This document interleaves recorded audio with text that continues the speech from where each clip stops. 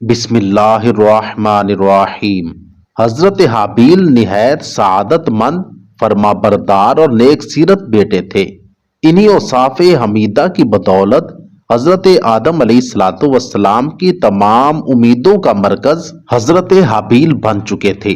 حضرت آدم علیہ السلام کو یقین تھا کہ میری نسل کو راہ راست پر رکھنے اور اللہ کے دین کو آگے بڑھانے میں یہی بیٹا میرا معاون ہوگا۔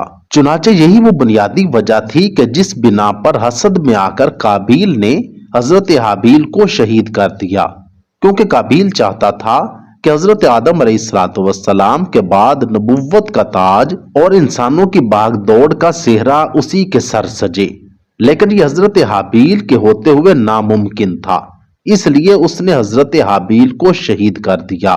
حابیل چونکہ حضرت آدم اور حضرت حوا کی آنکھوں کا تارا تھا، اس لیے ان کی شہادت کے بعد وہ دونوں بے حد غمگین رہنے لگے۔ دوسری طرف شیطان قابیل کے پاس آیا اور اس کو گھر سے بھاگنے کے لیے کہا، کہنے لگا اگر تم یہاں رہو گے تو تمہیں تمہارا باپ مار ڈالے گا۔ بس اسی قتل کے ڈر سے قابیل اپنی بیوی کو لے کر یمن کی پہاڑیوں میں جا بسا۔ اصل میں شیطان کو یہ ڈر تھا کہ کہیں قابیل توبہ کر کے حضرت آدم کا تابعدار بیٹا نہ بن جائے۔ پہاڑیوں میں جا کر نسل قابیل خوب بڑھنے لگی اور وہاں اس کی کثیر اولاد ہوئی۔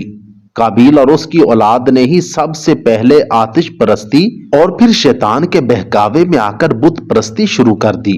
دنیا میں قتل و غارت، حسد و فساد اور بت پرستی کی بنیاد قابیل ہی نے رکھی۔ حضرت عبداللہ بن مسعود رضی اللہ تعالی عنہما سے روایت ہے کہ حضور نبی کریم صلی اللہ علیہ وآلہ وسلم نے فرمایا، دنیا میں جب بھی کوئی ظلم سے قتل ہوتا ہے تو اس کا ایک گناہ حضرت آدم علیہ السلام کے بیٹے قابیل کی گردن پر ضرور ہوتا ہے، اس لیے کہ یہ وہ شخص ہے جس نے ظالمانہ قتل کی ابتدا کی اور یہ ناپاک طریقہ جاری کیا۔ دوسری طرف حضرت حابیل کی شہادت کے بعد حضرت آدم علیہ السلام غمگین رہتے، انہیں اپنے جانشین کو کھونے کا بہت دکھ تھا۔ حضرت آدم اور حضرت حوا اکثر بیٹھ کر گھنٹوں آنسو بہایا کرتے۔ پھر ایک دن اللہ پاک سے حضرت آدم علیہ السلام نے یوں دعا فرمائی، اے اللہ پاک مجھے ایسی پاک اولاد عطا فرما جو دین کو پھیلانے میں میری مدد کرے اور میرے بعد بھی تیرے نام کو اور تیرے پیغام کو دنیا میں پھیلا دے، مجھے نیک اور صالح جانشین عطا فرما دے۔ رحیم و کریم اللہ پاک نے حضرت آدم علیہ السلام کی دعا قبول فرمائی اور پھر کچھ ہی عرصے بعد حضرت شیس علیہ السلام پیدا ہوئے۔ حضرت شیس علیہ السلام کی پیدائش پر حضرت آدم اور حضرت اماں حوا نے بے حد خوشیاں منائیں اور اللہ کا شکر ادا کیا۔ روایت میں ہے کہ جب حضرت شیس علیہ السلام پیدا ہوئے تو اس وقت حضرت آدم علیہ السلام کی عمر مبارک 130 سال تھی۔ جب یہ تیسرا بیٹا پیدا ہوا تو اماں حوا نے اس کا نام شیس رکھا۔ عربی میں شیس کے معنی عطیہ خداوندی کے ہیں، مطلب یہ کہ اللہ کی طرف سے عطا کیے جانے والا خوبصورت و خوبصیرت تحفہ۔ شروع ہی سے حضرت آدم علیہ السلام نے حضرت شیس علیہ السلام کی تعلیم و تربیت پر خاصی توجہ دی، کیونکہ آپ جانتے تھے کہ یہی اب ان کا جانشین ہے، اسی کو نسل آدم کی سرداری کرنی ہے۔ آپ علیہ السلام حضرت شیس کو جنت کا احوال سناتے، اچھے اور برے کی پہچان کرواتے۔ جو جو حضرت شیس علیہ السلام بڑے ہوتے گئے، ان کی پوشیدہ صلاحیتیں اور ان کے والدین کی تعلیم و تربیت رنگ لاتی رہی۔ حضرت آدم علیہ السلام نے ان کو درس و تدریس اور وعظ و تبلیغ کے خوبصورت اور منفرد طریقے سکھائے، انہیں دن اور رات کی گھڑیوں کی پہچان کروائی، ان اوقات میں ہونے والی عبادتوں کی تعلیم دی۔ اس کے علاوہ طوفان نوح کے بارے میں بھی آگاہ کیا جو کچھ عرصے کے بعد آنا تھا۔ حضرت آدم علیہ السلام اور حضرت حوا کو حضرت شیس سے بڑی امید تھی، جس کی بڑی وجہ یہ تھی کہ ان کا ایک بیٹا قتل ہو گیا، دوسرا شیطان کا پیروکار بن کر کفر کے راستے پر چل نکلا تھا۔ اب اللہ کے دین کو آگے پھیلانے اور شیطان کے شر کا مقابلہ کرنے کے لیے حضرت آدم علیہ السلام کے بعد حضرت شیس علیہ السلام ہی تھے۔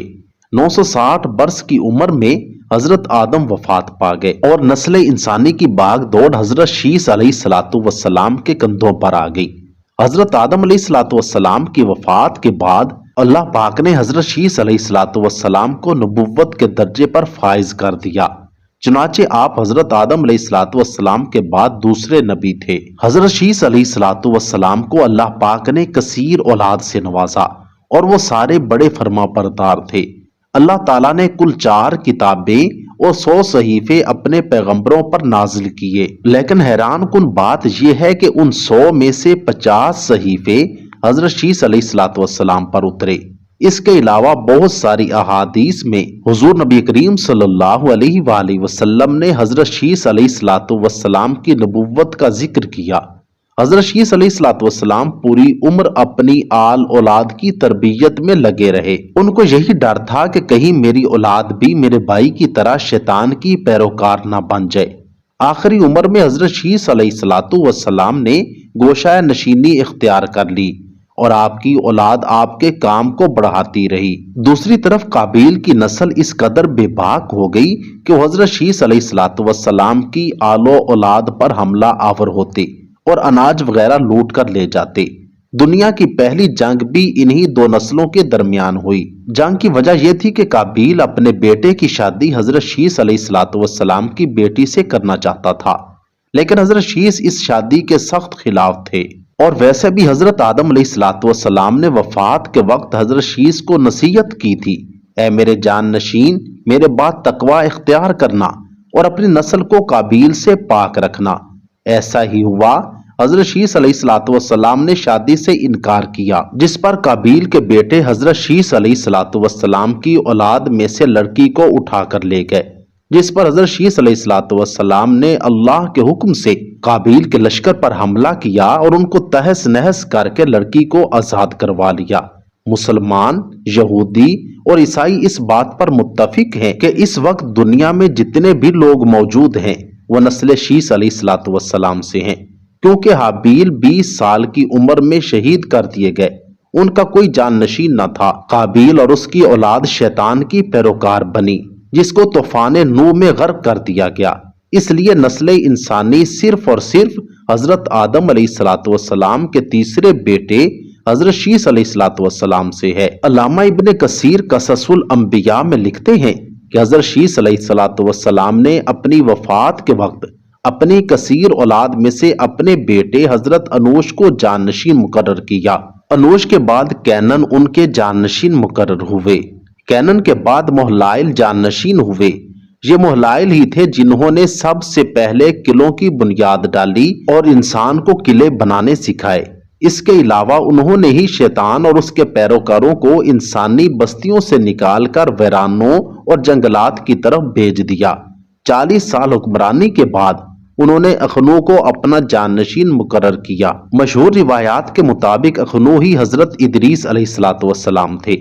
حضرت شیس علیہ الصلوۃ والسلام کی وفات 912 سال کی عمر میں ہوئی۔ مختلف روایات میں 3 مقامات درج ہیں کہ جہاں ان کا مزار مبارک ہے۔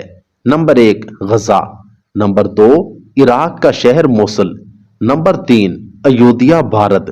اب ان تینوں قبروں میں حضرت شیس علیہ الصلوۃ والسلام کی اصل قبر کون سی ہے یہ تو اللہ ہی بہتر جانتا ہے۔ خالق کائنات سے دعا گو ہوں کہ اللہ رب العزت ہمیں اپنے انبیاء کرام علیہم الصلوۃ والسلام کے طریقوں اور اپنے حکموں کے مطابق زندگی گزارنے کی توفیق عطا فرمائے۔ کمنٹ سیکشن میں آمین ضرور لکھیے گا۔